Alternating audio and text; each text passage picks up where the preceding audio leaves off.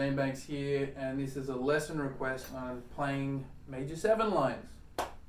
So that whole intro was just G major 7 ideas. And I'll talk you through roughly what I did and how I come up with those kind of ideas. But it's pretty straightforward. So a major 7 chord is basically just the same as a dominant 7th chord, except it has a raised 7th, not a flat 7th. So if you watched my video on how to create dominant lines, I'm basically just going to take the same idea from that and do it here. I was playing over a G major 7 then, so the notes for that are going to be G is the 1, B is the 3, D is the 5, and F sharp is the major 7. And what you want to know is you want to know where all of those notes are on the fretboard and in every position. So, you know, we've got like G major 7 here, this is our E shape, we have G major 7 here, which is our D shape, C shape, and our A shape, and then going up to like our G shape up here. So I'm just going to focus on the E shape for the purpose of this lesson, but anything that I show you here, you can extrapolate, chuck it in those other 5 positions, and that'll open up the whole fretboard. I deliberately chose to more or less play everything mainly in the E with a little bit of D sort of box stuff, just so you could see what I was doing. But in a context of a song, I wouldn't be limited to boxes. I would just go where my ear took me.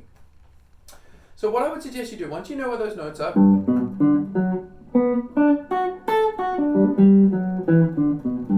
I added a couple extra ones, I would put on a metronome and just play quarter notes, playing the notes of the arpeggio but jumble the order. Okay, so imagine you got something really slow.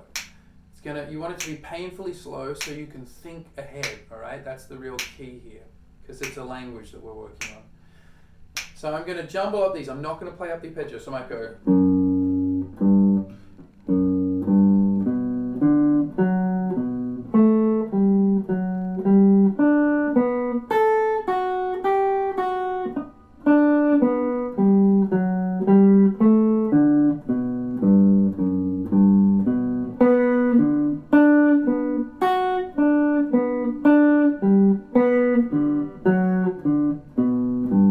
And so forth. And I would do that so that I could just play a note confidently and comfortably on every single beat of the bar and not get lost, okay?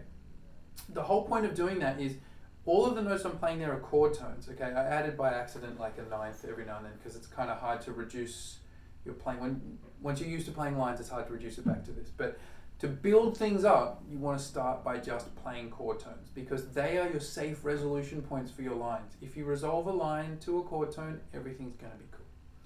The next thing that you want to do is you want to add the 9th, the 4th, which in a major 7 chord sounds best if it's usually like a sharp 4, pardon me, rather than a natural 4 because that'll give you a tritone. So that means a C sharp in this case. But the C is still cool. You can use it if you're moving forward. Pardon me. And the 13th, which is an E. That will give me all of the notes of the scale, but notice I'm not thinking about it as a scale. I'm thinking of, I've got 4 chord tones and 3 non-chord tones. And they are the diatonic notes I have to work with. And if I start mucking around with them, it's going to give me just a kind of bebop sound already. So this is what it'll sound like.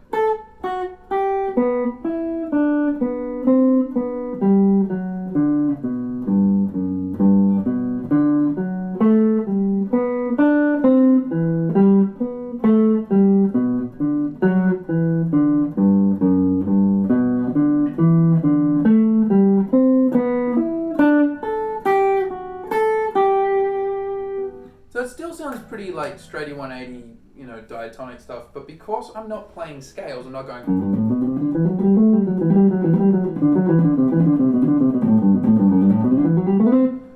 It doesn't sound boring. It doesn't sound like an exercise. I was actually playing music. Then the next thing you want to do is you want to fill in the gaps chromatically. Anytime you're on a note, like if you're on an E, you can fill it in chromatically down to a D, and so forth with anything else. And that's just basic chromaticism. So I could get things like this.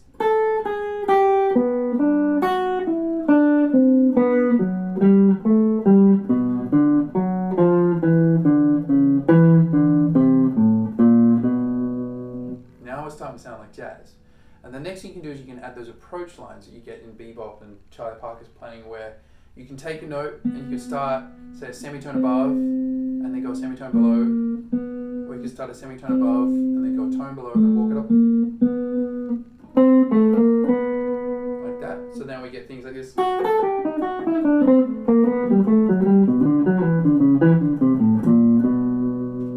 then the final thing that I was doing is when you have a vamp that is prolonged, like this was, it's just one chord, you can always take lines from the 5 of the chord that you're on. So that would be a D7 in this case.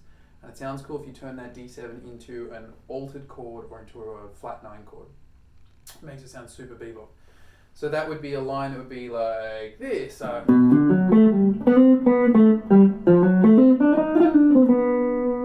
of thing. Or any of those.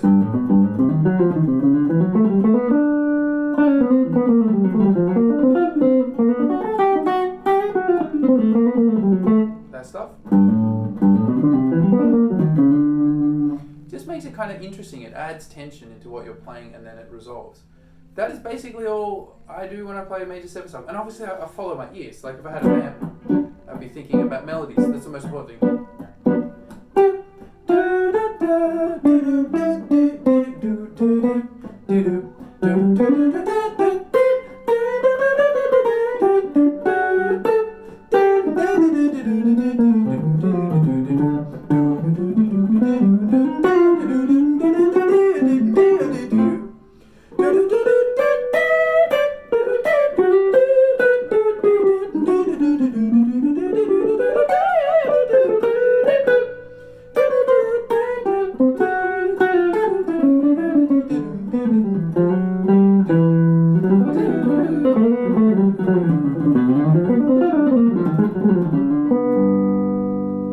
And the melody's going to drive it. But that is basically it. So have fun with that, and I will see you guys next time for another lesson request. Keep picking, cats.